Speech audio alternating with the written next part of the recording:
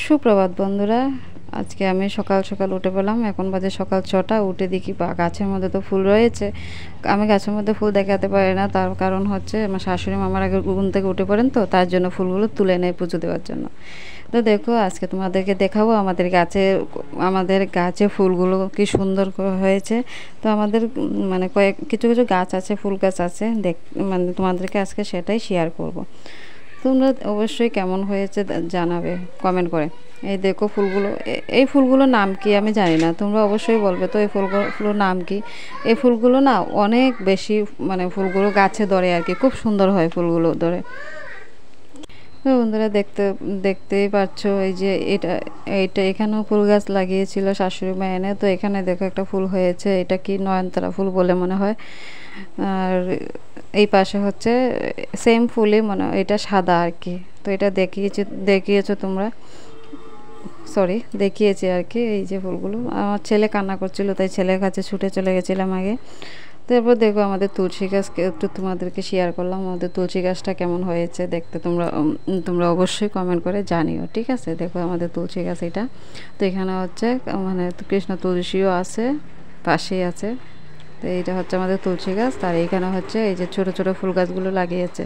তো সেগুলোকে দেখিয়ে তারপর ঘরে চলে আসলাম। ঘরে চলে এসে বাসি কাজ এখনও কমপ্লিট করিনি। এই যে দেখতে পাচ্ছ বাবুরা ঘুমাচ্ছে, ওরা দুই ভাই মিলে ঘুমাচ্ছে। আর আমি এখন পরিষ্কার করে নেবো সব বাসি কাজ বা পড়ে আছে। তো সব সেরে তারপর চলে এলাম। শাশুড়ি মা স্নান করে এলো, তো এখন পুজো দিয়ে দেবে।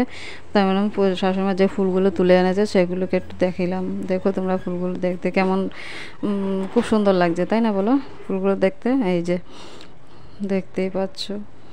তারপর চলে যাব, এই যে বাচ্চাদেরকে খাওয়াবো। তো অনেকটা বেলা হয়ে গেছিলো সব কাজ সারতে সারতে।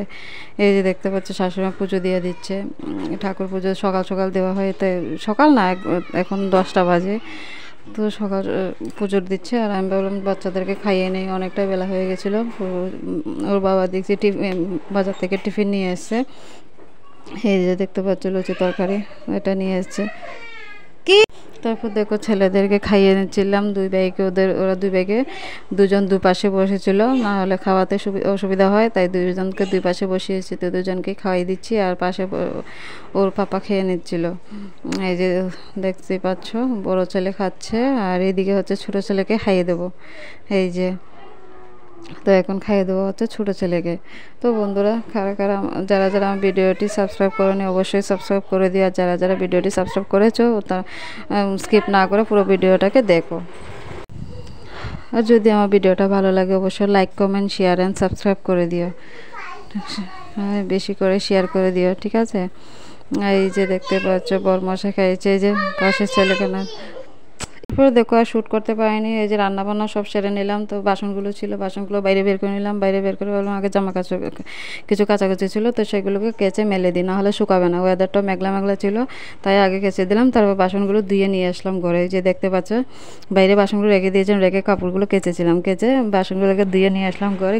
তারপরে এইখানে এই যে ঝুড়িটার মধ্যে উল্টে রেখে দিচ্ছি, কারণ জল জড়ে যাবে।